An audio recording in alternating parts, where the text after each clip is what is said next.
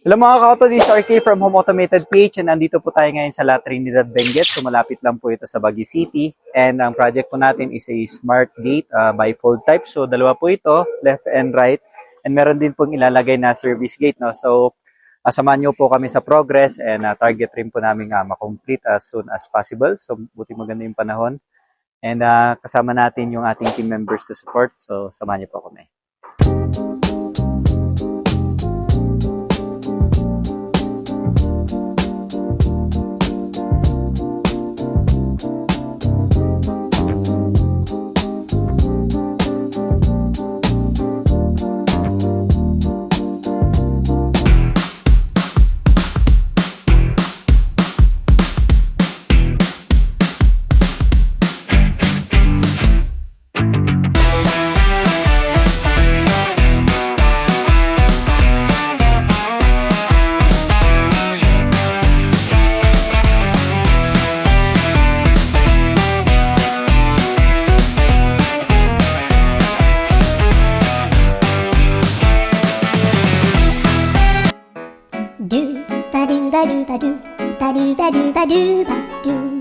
So yung mga kauto, mag-i-start na yung ating installation sa ating smart gate. Nakalatag na yung ating mga panels, no?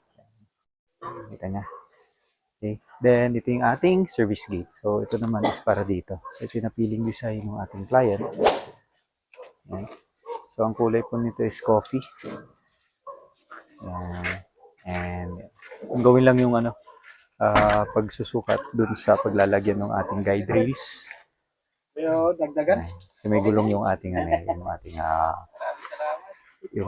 panels, no, para sa ating bifold, para smooth yung kanyang galaw. Okay?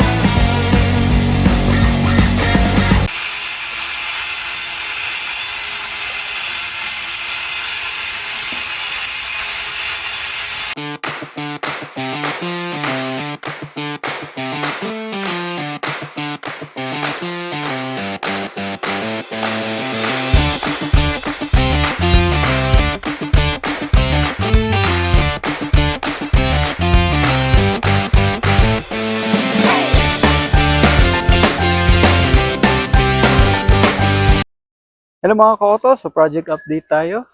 So ayan, naka-install na po yung ating service gate. Ito siya. Okay, so of course merong mga retouch pang gagawin dyan. Yan, kasi kaka-install lang po natin yan. So prior endorsement, lagi natin nire-retouch para mukha siyang bago. Yan, so napakaganda ng kanyang tsura, yung kulay. And saktong-sakto siya dito sa gilid, ano? Ayan. May konting space yan kasi maglalagay rin tayo ng ating smart lock, smart gate lock. Okay. And yan, napakatahimik niya.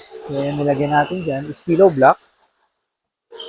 So, hindi natin tinipid sa pillow block, no? Malaki yung nilalagay natin.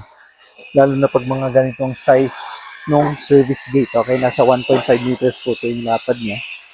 Nasa 1.85 naman yung height dahil proportion siya sa laki ng bahay. Nakikita nyo yung bahay. Try ko lumayo. Ayan, para makakita nyo gano'n siya kalaki. Okay, yun. Okay, 1, 2, 3, 4, 5 floors. Property yan. Okay, and yung service gate ay ganda doon. Kita nyo, napakaliit ng service gate, no? Relative dun sa size ng property. Yan. Pagandang bahay. And ang gawin yung team ngayon sa paglalatag naman dun sa ating guide rail. Okay. So, dyan dadaan yung ating gulong para dun sa ating smart gate.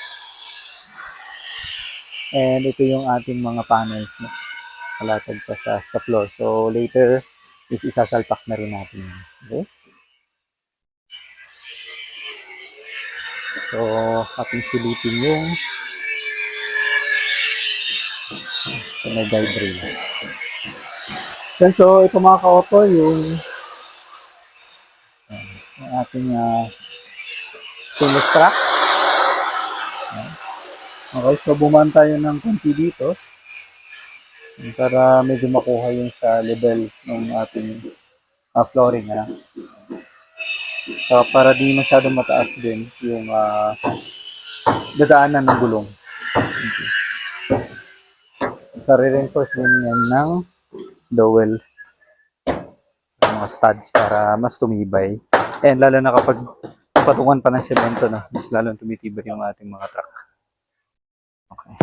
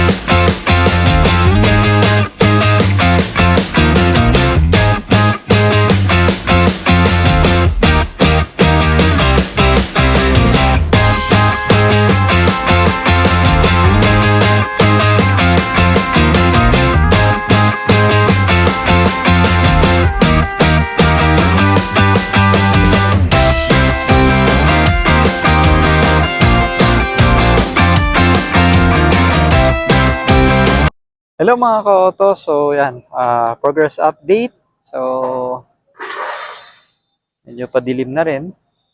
Yan, may kunting liwanag pa. And na-complete na rin po ng team yung ating first gate. Ito yung nandito sa my left side. No? Ito yung ating gate number 1, bifold. So, papansin nyo, pakaganda. No? So, at medyo mataas siya. Nasa 2.8 meters yung kanyang.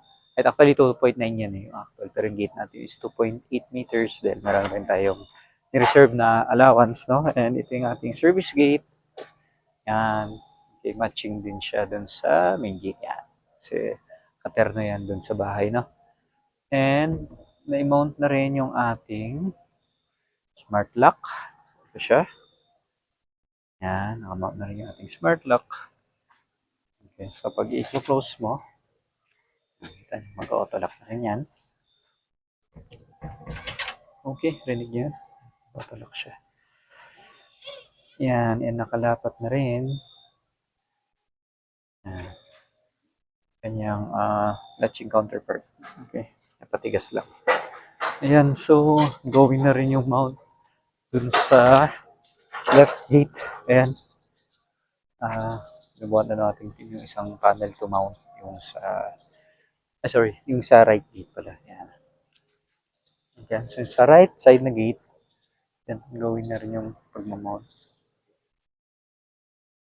Ayan. So, try namin i-mount pa yung, makomplete lang yung isang gate pa para at least settled na tayo for the day. Okay. So again, this is Arky from Home Automated PH and see you again soon. Tuloy natin to the following. Bye.